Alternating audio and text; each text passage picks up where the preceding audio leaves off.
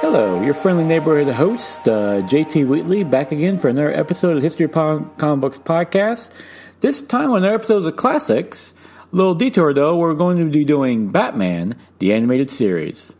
This is a classic cartoon show run by Alan Burnett, along with notable people like Bruce Timm, who did much of the art direction, also Paul Dini, who did much of the brilliant writing, that ran from 1992 to 1995 for 85 episodes, and quite frankly is the definitive version of Batman.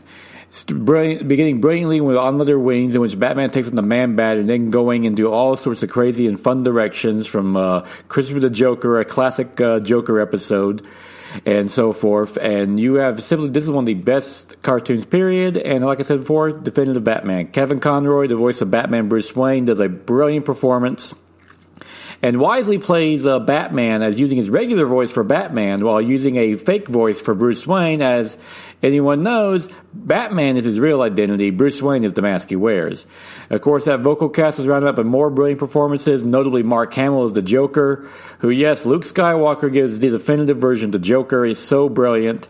And, of course, a lot of great vocal cast as well. Ron Perlman provided voice for Clayface in some classic episodes. Melissa Gilbert was the voice of Batgirl initially.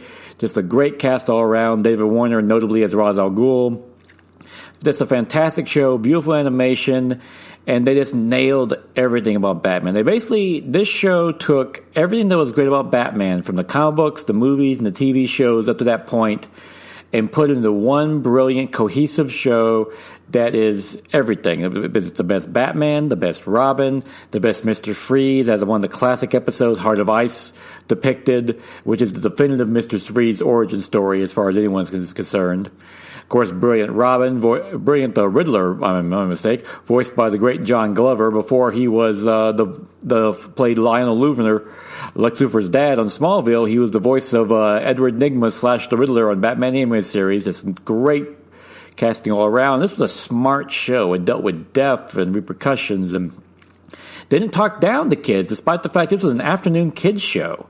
And there were episodes about drug addiction and crime and so forth. And I still to this day, I remember watching the show when I was a kid, like, my goodness, you don't see cartoons as good before or after. It set a standard that has yet to be surpassed in cartoons and television and of course in Batman. And of course, you cannot talk about the Batman animated series without talking about the brilliant, late, great Shirley Walker, who, with a full orchestra. She originally was the composer for Tim Burton. Even though Tim Burton wrote that brilliant version for Batman, the 1989 film, it was Shirley Walker who was actually doing the composing with the orchestra. And, of course, they hired her to then go on and do the music for this. And, like, every villain had their own theme. Every show had its own theme. And it's amazing.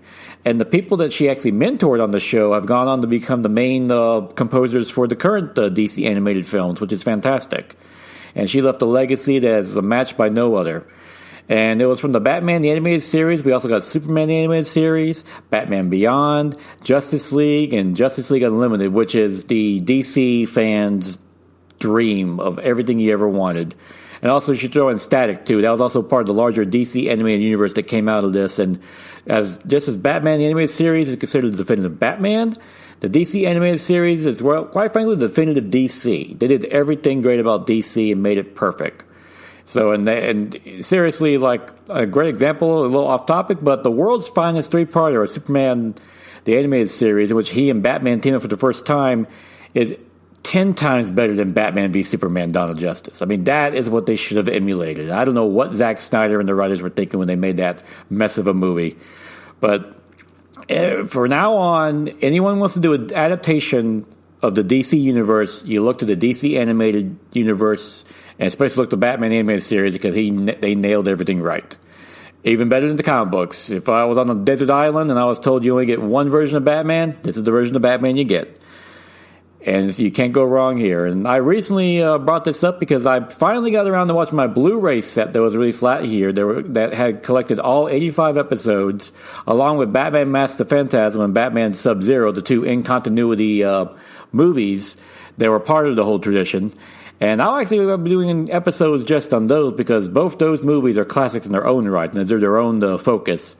But Batman the Animated Series, a true classic, the definitive Batman, and buy it, Don't just rent it on, like, say, DC Online or streaming or so forth. Buy this. You want this on your shelf.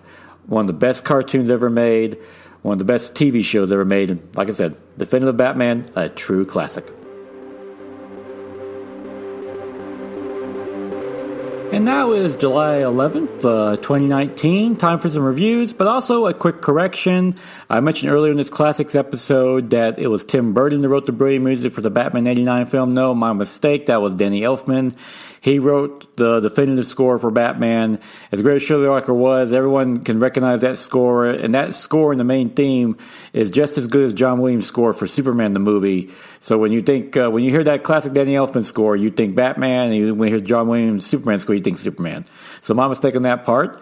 Now, as for reviews, well, some family stuff came in the way, so I wasn't able to get to the comic book store last night. So no new favorite comic book of the week. Though I've heard the latest Batman's pretty good. Definitely check that out if you read about it. But I do have some other comic-related reviews. For instance, I did watch the last season of Jessica Jones on Netflix, and I have to say it's definitely an improvement over the second season, as that show was a bit of a mess and it lasted way too long. I mean, 13 episodes is way too long for that story. It should have been maybe 2 or 3 at best, what they did with it.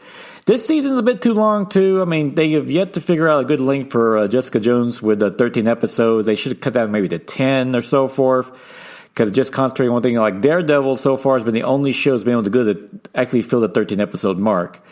But this last season still an improvement, as Jessica Jones, wonderfully played by Kristen Ritter, who does end the show on a high note, goes up against Gregory Salinger, who comic book fans from Marvel will know is the Fool Killer, wonderfully played by Jeremy Cobb, notably because he looks so normal, but the man's a crazy serial killer, which is very effective, and he knows how to push Jessica Jones' buttons in just the right way.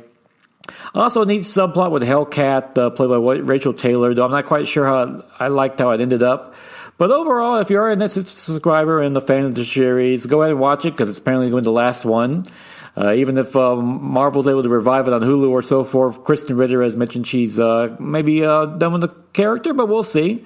Hopefully she comes back, because quite frankly, of all the Netflix shows, I thought she did at least give the best lead performance. She's always been my favorite character, especially on the Defenders show when they all teamed up.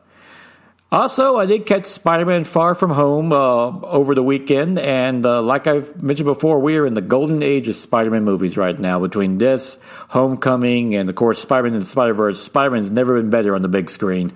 Tom Holland remains brilliant as Peter Parker, and Zendaya is wonderful as MJ, which should note is Michelle, not Mary Jane, so don't get in a tizzy. And he gets great support from Jake Gyllenhaal playing Mysterio. And I don't want to get too much into the plot, how Mysterio plays into it, because it's a very cool twist. But let's just say Mysterio is very well represented in a nice update to this classic character. Great visual effects and the direction by John Watts, great action, and a great way to wrap up Phase 3 of the Marvel Cinematic Universe. Can't wait for Phase 4, especially after those end credits. And by the way, the mid-credit alone has one of my favorite moments in an MCU film, because an actor comes back playing a classic character, and I think I screamed like a little boy when I saw it. It was so good. And also, I want to give some shout-outs to my fellow upstate podcasters, Thunder Talk. My friends Dan and Adam have finally gotten around to making some actual episodes again. And it's like, honestly, the best way to describe it, it's a great variety podcast show. It's got interviews, music, skits, and so forth. Great to listen to.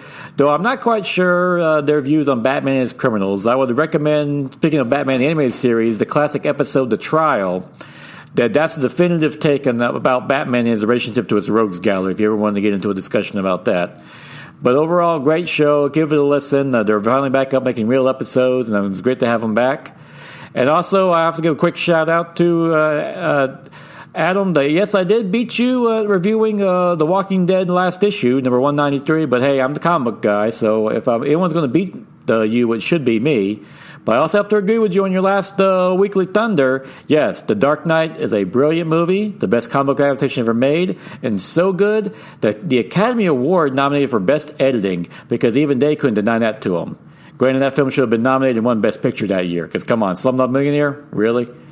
Maybe Wall-E, but even still, The Dark Knight should have won overall. And if anyone disagrees with me, you're welcome to do so in your old podcast. Oh, wait. But, of course, all fun aside, I have to also give shout-outs to their fellow upstate podcasters, the Nerd Bliss with Chris and Tina, and, of course, Enough of the BS with Josh and Tyler, a great sports podcast. And, of course, Nerd Bliss is, as the description say, a great nerdy podcast. Great to listen to. And great to be this fun, ever-growing upstate podcasting family. Just a great time to be a podcaster. And if you have access, have fun with it. And on that note, too, I should note that the next 2 weeks I might be going dark as I'm going on vacation.